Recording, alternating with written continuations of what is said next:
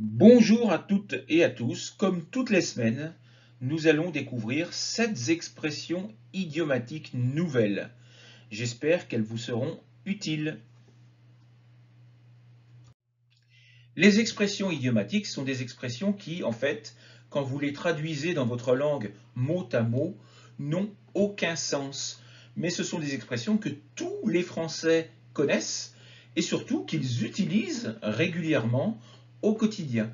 Donc si vous voulez vous adapter à la culture française, ce sont des expressions que vous devez connaître, que vous devez maîtriser et surtout que vous devez comprendre si vous les découvrez dans un article. Parce que évidemment, si vous les traduisez mot à mot, vous ne comprendrez absolument pas le sens de cette expression. Donc voilà, nous allons découvrir 7 nouvelles expressions idiomatiques. Si vous appréciez mon travail, surtout n'hésitez pas à vous abonner à ma chaîne et à mettre des petits points levés. Ça fait toujours plaisir. À bientôt. Au revoir. Nous allons donc découvrir 7 nouvelles expressions idiomatiques cette semaine. Première d'entre elles, être à la hauteur. Deuxième, être à cheval sur quelque chose. Numéro 3, se la couler douce. Numéro 4, à la queue leu-leu. Numéro 5, passer un savon à quelqu'un. Numéro 6, être dans de beaux draps. Numéro 7, passer l'éponge sur quelque chose.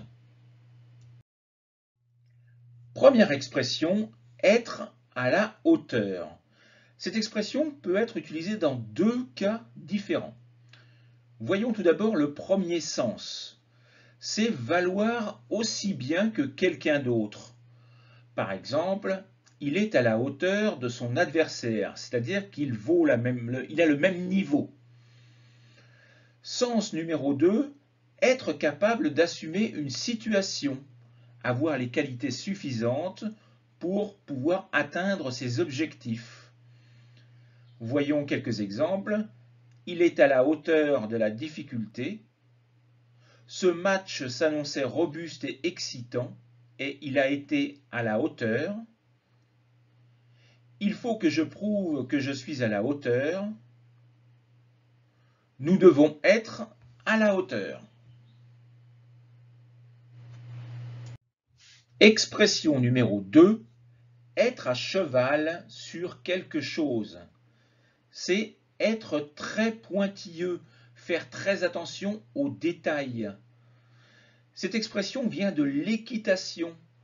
En effet, dans cette discipline, les sauts et les pas appris aux chevaux sont très stricts, d'où le sens de l'expression être à cheval, qui signifie être très pointilleux.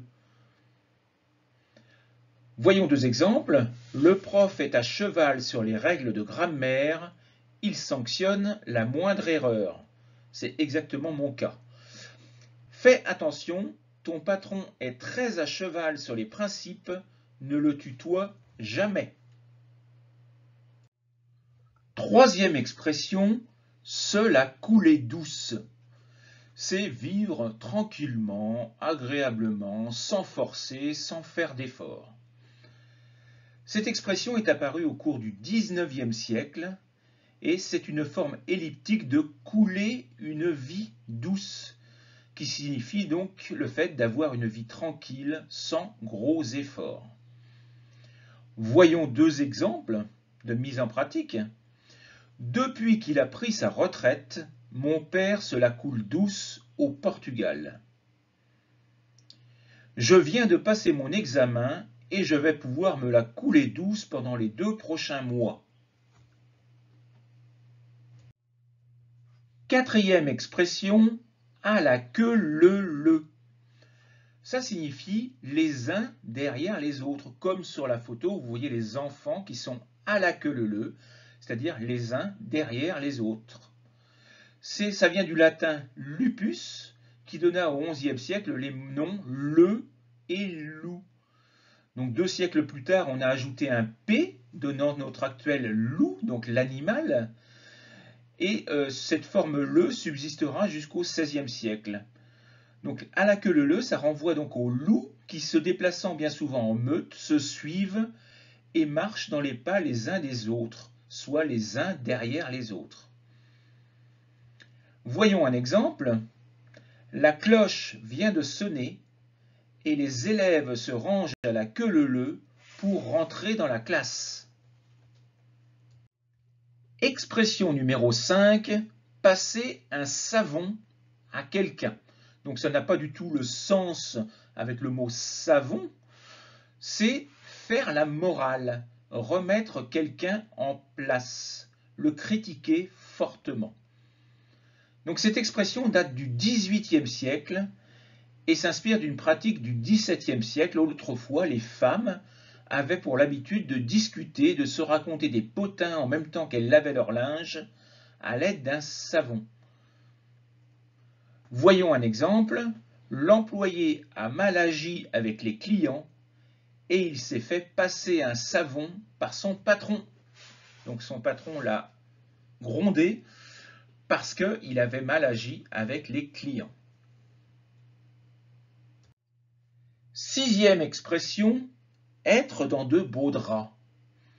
C'est se retrouver dans une situation très compliquée. Les draps ont longtemps désigné les habits, et donc autrefois on disait être dans de beaux draps blancs. Cette expression décrivait une situation honteuse, car en effet, à l'époque, les gens étaient accusés de luxure, et ils devaient, dans ces cas-là, pour se protéger ou pour s'amender, assister à la messe habillés de blanc, ce qui devait faire ressortir les aspects noirs de leur vie. Donc, jusqu'au XVIIe siècle, mettre un homme en beau drap blanc signifiait le critiquer. Aujourd'hui, le qualificatif blanc a disparu, mais le sens de l'expression n'a pas changé. Voyons un exemple. Nous sommes dans de beaux draps, plus d'essence, et la station-service la plus proche est à 5 km.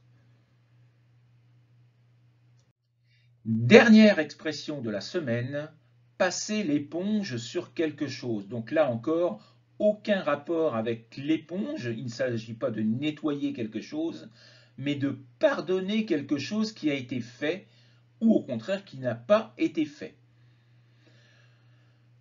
L'expression porter l'éponge serait apparue au XVIIe siècle et c'est de cette expression que la métaphore de l'utilisation de l'éponge était née. En effet, un coup d'éponge permettrait d'oublier des actes que l'on regrette ou des événements que l'on souhaite oublier.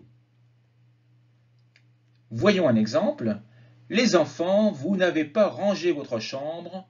Je passe l'éponge pour cette fois, mais que ça ne se reproduise pas.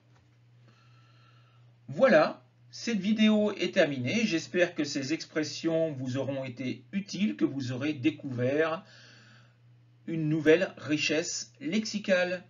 À bientôt pour une prochaine vidéo. Au revoir.